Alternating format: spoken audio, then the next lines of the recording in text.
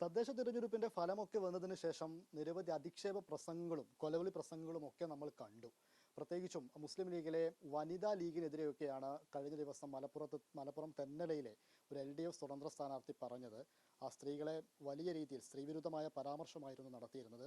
അതുമാത്രവുമല്ല, സമസ്ത കാന്തപുരം വിഭാഗത്തിൽ നിന്നും സമസ്ത EK വിഭാഗത്തിൽ നിന്നുമൊക്കെ ഈ സ്ത്രീകളുമായിട്ട് സ്ത്രീകളുടെ ആഘോഷം അതല്ലെങ്കിൽ സ്ത്രീകൾ ആഘോഷത്തിൽ ഉണ്ടാവുന്നതിനെതിരെയൊക്കെ പല രീതിയിലുള്ള വിമർശനം വരികയും ചെയ്തിരുന്നു. എനിക്കൊപ്പം ഇപ്പോൾ കുറ്റിച്ചിറയിൽ നിന്ന് മത്സരിച്ച് വിജയിച്ച മുസ്ലിം ലീഗിൻ്റെ യു ഡി എഫിന് വേണ്ടി മത്സരിച്ച് വിജയിച്ച അഡ്വക്കേറ്റ് ഫാത്തിമ തഹ്ലിയ ഇപ്പോൾ മാതൃഭൂമി ന്യൂസിനൊപ്പം ചേരുന്നുണ്ട്.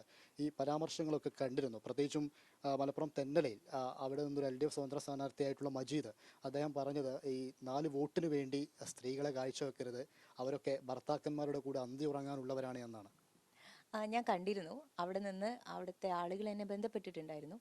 ഇന്ന് അവർ പോലീസ് സ്റ്റേഷനിൽ പോവുകയും പരാതിപ്പെടുകയും അത് കേസെടുക്കുകയും ചെയ്തിട്ടുണ്ട്.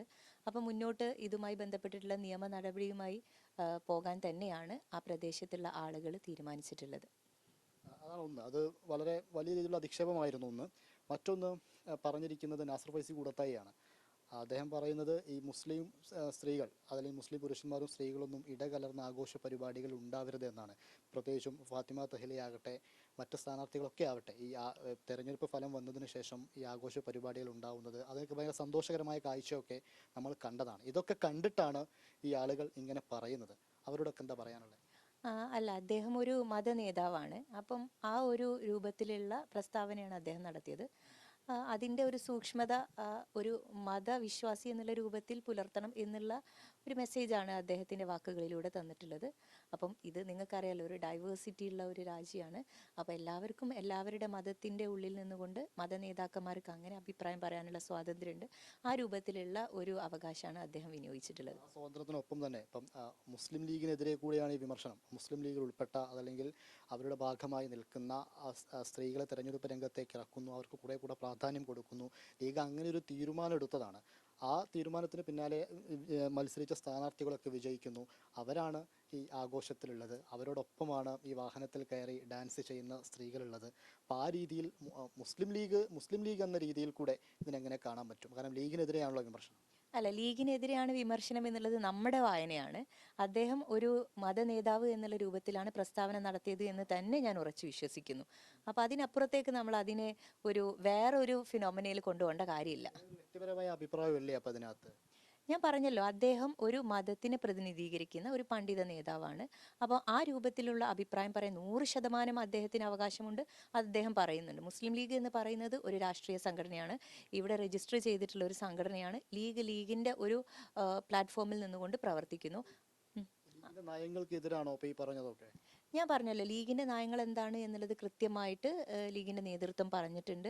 അപ്പം അതിൽ ആളുകളുടെ അഭിപ്രായങ്ങൾ വരും. എല്ലാവരുടെ അഭിപ്രായങ്ങളും സ്വീകരിച്ച് അതിൽ ശരിയും തെറ്റും ഒക്കെ വിവേചനപൂർവ്വം കണ്ടെത്തി മുന്നോട്ട് പോകാനുള്ള ചിന്തയും ശേഷിയും ഒക്കെയുള്ള ആളുകൾ തന്നെയാണ് ഇതിനകത്തുള്ളത്. മറ്റൊരു രാഷ്ട്രീയമായി വന്ന വിമർശനം മറ്റൊന്ന് റഹ്മത്തുള്ള സക്കാഫി അളമരത്തിൻ്റെതായിരുന്നു. അദ്ദേഹം പറഞ്ഞത് ഈ മുഖ്യധാര മുസ്ലിം രാഷ്ട്രീയ പാർട്ടി മുസ്ലിം ലീഗിനെയാണ് ഉദ്ദേശിക്കുന്നത്. അങ്ങനെ വെൽഫെയർ പാർട്ടിയുടെ സ്വാധീനമൊക്കെ മുസ്ലിം ലീഗിലേക്ക് വന്നു. അതുകൊണ്ടാണ് മുസ്ലിം ലീഗ് ഈ സ്ത്രീകളെയൊക്കെ രംഗത്തിറക്കി ഈ രീതിയിൽ ഈ ആഘോഷപരമായ പരിപാടികളിലേക്കൊക്കെ വരുന്നത്.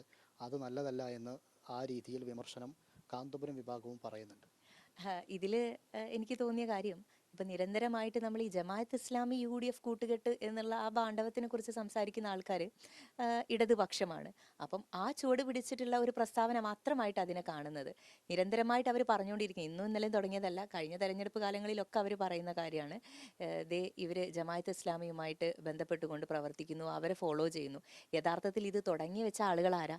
ഏത് കാലത്ത് ജമാഅത്ത് ഇസ്ലാമിൻ്റെ വോട്ട് വാങ്ങി ജയിച്ച ആളുകളാണ് CPMകാരെന്നുള്ളതൊന്ന് സ്വയം വിലയിരുത്തിയാൽ തീരുന്ന പ്രശ്നമേ ഇതിലുള്ളൂ. അതിനപ്പുറത്തേക്ക് അതിൽ പറയുന്നത് ഇപ്പം നേരത്തെ മുസ്ലിം ലീഗിൻ്റെ നിലപാട് ഇതായിരുന്നില്ല സ്ത്രീകളുടെ കാര്യത്തിൽ. ഒന്ന് MES സ്ത്രീകളുടെ നിലപാടെടുത്ത സമയത്ത് MESനോട് പോലും ബന്ധം ഉപേക്ഷിച്ചവരാണ് ലീഗ് എന്നാണ് ഒരു വിമർശനം. ഇപ്പം അതിൽ നിന്നൊക്കെ മാറി മുസ്ലിം ലീഗ് സ്ത്രീകളൊക്കെ രംഗത്തിറക്കാൻ തുടങ്ങി എന്നുകൂടെ ആ ഫേസ്ബുക്ക് പോസ്റ്റിനകത്ത് പറഞ്ഞു വെക്കുന്നു. ചരിത്രപരമായിട്ട് ലീഗിൻ്റെ ഒരു സഞ്ചാരം പരിശോധിച്ച് നോക്കിയാൽ ലീഗ് തുടക്കം കുറിച്ച ആ സമയം മുതൽ എന്നാണോ ഇന്ത്യൻ യൂണിയൻ മുസ്ലിം ലീഗ് ഉണ്ടായത്, അല്ലെങ്കിൽ ഇതിനു മുൻപ് ഈ ഒരു പിന്നെ തിയറി അല്ലെങ്കിൽ ഐഡിയോളജി പ്രവർത്തനം ആരംഭിച്ചത്, അന്ന് മുതൽ ഇതിൽ സ്ത്രീ സാന്നിധ്യമുണ്ട്. ഇതിൻ്റെ എല്ലാ പ്രധാനപ്പെട്ട ഘടകങ്ങളിലും സ്ത്രീകൾ ഉണ്ടായിട്ടുണ്ട്. പിന്നീട് മത്സര രംഗത്തേക്ക് സ്ത്രീകൾ വന്നിട്ടുണ്ട്, പാർലമെൻറ്റിൽ സ്ത്രീകൾ ഇരുന്നിട്ടുണ്ട്. ഇന്ത്യയുടെ ഭരണഘടന നിർമ്മാണ അസംബ്ലിയിൽ ലീഗിനെ, അതായത് ആ കാലത്തുണ്ടായിരുന്ന ലീഗിനെ പ്രതിനിധീകരിച്ചുകൊണ്ട് ഒരു സ്ത്രീ ഉണ്ടായിരുന്നു, ബീഗം ഐസാസ് റസൂൽ എന്ന് പറയും. അങ്ങനെ ഒത്തിരി ആളുകൾ ഇതിൽ ഉണ്ടായിട്ടുണ്ട്. അത് എനിക്ക് തോന്നുന്നു അദ്ദേഹം ഇതിൻ്റെ ഒരു ചരിത്രപരമായിട്ടുള്ള വഴി തേടി പോയാൽ തിരുത്താൻ പറ്റുന്ന കാര്യമേ ഉള്ളൂ. ഈ മതനേതാക്കൾ ഈ മതത്തിൻ്റെ നിയമമൊക്കെ പറയുന്നുണ്ട്. പ്രത്യേകിച്ചും ഇപ്പം മുസ്ലിം ലീഗിന് അങ്ങനെയൊരു പാറ്റേൺ കൂടെ ഉണ്ടല്ലോ. ഇപ്പം സമസ്തയുമായിട്ടൊക്കെ അടുത്ത് നിൽക്കുന്ന രാഷ്ട്രീയ പാർട്ടിയാണ്. പ്രത്യേകിച്ചും അവരുടെ നേതാക്കളെയൊക്കെ ഒരുമിച്ച് ചേർത്ത് മുന്നോട്ട് പോകുന്ന രാഷ്ട്രീയ പാർട്ടിയാണ്. പ്രത്യേകിച്ചും സാദിഖലി തങ്ങളൊക്കെ ആ രീതിയിൽ ബന്ധമുള്ള ആളുകളാണ്. അപ്പം സമസ്തയുടെ നേതാക്കളൊക്കെ ഇങ്ങനെ ഒരു അഭിപ്രായം പറയുമ്പോൾ അതിന് ആ രീതിയിൽ മാനിക്കേണ്ടതുണ്ടോ? ഞാൻ പറഞ്ഞില്ലേ, എല്ലാ തവണയും അല്ലെങ്കിൽ എല്ലാ ഘട്ടത്തിലും ലീഗ് ഇത്തരത്തിലുള്ള എല്ലാ പണ്ഡിതന്മാരെയും ബഹുമാനിച്ച് അവരെയൊക്കെ പിന്നെ മനസ്സിലാക്കി അവരുടെ അഭിപ്രായങ്ങളെയൊക്കെ കണക്കിലെടുത്തുകൊണ്ട് തന്നെയാണ് മുന്നോട്ട് പോയിട്ടുള്ളത്. അപ്പം അതിലൊന്നും യാതൊരു മാറ്റവും ഉണ്ടാവാൻ പോകുന്നില്ല. മറ്റൊരു സന്തോഷം തോന്നുന്നൊരു കാര്യം, ഇപ്പോൾ ഈ ഹരിതയിലെ ആളുകൾ നടപടി നേരിട്ടൊരു കാലം ഉണ്ടായിരുന്നു. പ്രത്യേകിച്ചും തഹിലിയ, നജ്മാ തബ്ഷീർ അഹമ്മദ്, ഇങ്ങനെ കുറേ പേരുകൾ നമുക്ക് മുൻപിലുണ്ട്. അതൊരു ശരിക്കൊരു വിപ്ലവം പോലെയൊക്കെ ആയിരുന്നു മാധ്യമങ്ങൾ അതിനെ വിശദീകരിച്ചിരുന്നത്, എഴുതിയിരുന്നൊക്കെ. പക്ഷേ അന്ന് നടപടി നേരിട്ടവരൊക്കെ ഇന്ന് മത്സരരംഗത്തേക്ക് വന്നു, വലിയ രീതിയിൽ വിജയിച്ചു. അന്നത്തെ ഒരു ഹരിതയിൽ ഉണ്ടായ പ്രശ്നം, അതല്ലെങ്കിൽ അതുമായി ബന്ധപ്പെട്ട് നിങ്ങൾ മുന്നോട്ട് പോയത്, ഇതൊക്കെ ഒരു വലിയ വിപ്ലവമായതിൻ്റെ ബാക്കി പത്രമാണ് ഈ വിജയമെന്നൊക്കെ തോന്നുന്നുണ്ടോ? എനിക്ക് അകത്ത് നിന്നുകൊണ്ട് സംസാരിക്കാനാണ് ഇഷ്ടം. ഞാൻ ഒരിക്കൽ പോലും പാർട്ടിയുടെ പുറത്തു പോയിട്ടില്ല എന്ന് ഉത്തമ ബോധ്യം എനിക്കുണ്ട്.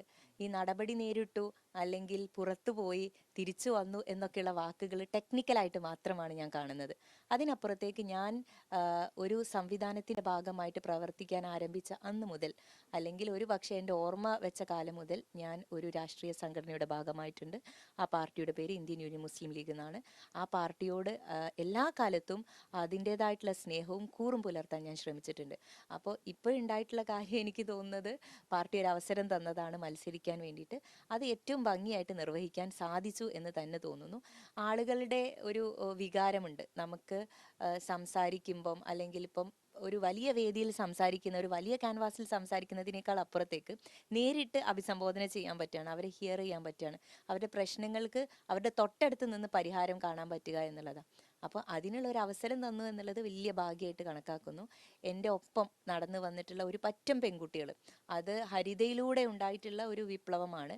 2012 ഹരിത രൂപീകരിക്കുന്നത്. അതിനുശേഷം ഒരുപാട് പെൺകുട്ടികൾ ക്യാമ്പസിലൂടെ രാഷ്ട്രീയ രംഗത്തേക്ക് കൊണ്ടുവരാൻ മുസ്ലിം ലീഗ് എന്ന് പറയുന്ന പ്രസ്ഥാനത്തിലൂടെ സാധിച്ചിട്ടുണ്ട്. അപ്പോൾ അവരെല്ലാം ഇന്ന് മത്സരരംഗത്തുണ്ട്. മത്സരിച്ച മിക്കവരും വിജയിച്ചു, വലിയ ഭൂരിപക്ഷത്തിൽ തന്നെ വിജയിച്ചു എന്ന് തന്നെയാണ് വിലയിരുത്തൽ. അതാണ് തഹ്ലിയക്ക് പറയാനുള്ളത്. പ്രത്യേകിച്ചും ഈ വിവാദ വിഷയങ്ങളൊക്കെ ഉണ്ടാകുമ്പോൾ, പ്രത്യേകിച്ചും സ്ത്രീകളുടെ കാര്യത്തിൽ സ്ത്രീകൾ അങ്ങനെ ആഘോഷിക്കാൻ പാടില്ല, രംഗത്തിറങ്ങാൻ പാടില്ല എന്നൊക്കെ സാമുദായിക നേതാക്കൾ പറയുമ്പോൾ അത് മതത്തിൻ്റെ അഭിപ്രായമാണ്, മതനേതാക്കളുടെ അഭിപ്രായമാണ്, അതിനെ ആ രീതിയിൽ തന്നെ മാനിക്കുന്നു എന്നാണ് തഹ്ലിയ പറയുന്നത്. അതോടൊപ്പം തന്നെ ഈ കാന്തപുരം വിഭാഗത്തിൽ നിന്നുണ്ടായ വിമർശനം, പ്രത്യേകിച്ചും ഈ വെൽഫെയർ പാർട്ടിയുടെ സ്വാധീനമൊക്കെ മുഖ്യധാര മുസ്ലിം രാഷ്ട്രീയ പാർട്ടിയിലേക്ക് വരുന്നു എന്ന രീതിയിൽ ഉണ്ടാവുന്നത്, ജമാഅത്തെ ഇസ്ലാമി ബന്ധമൊക്കെ അവർക്ക് നേരത്തെ തന്നെ ഉണ്ടായിരുന്നല്ലോ, അതുകൊണ്ട് കൃത്യമായി ഇതൊക്കെ പഠിക്കാത്തത് കൊണ്ടാണ് അവർ പറയുന്നത് എന്നുകൂടെയാണ് തഹ്ലിയ പറഞ്ഞു വെക്കുന്നത്. ക്യാമറമാൻ ഷെജിൻ നരിപ്പറ്റയ്ക്കൊപ്പം ഇംതിയാസ് കരീം, മാതൃഭൂമി ന്യൂസ്, കോഴിക്കോട്.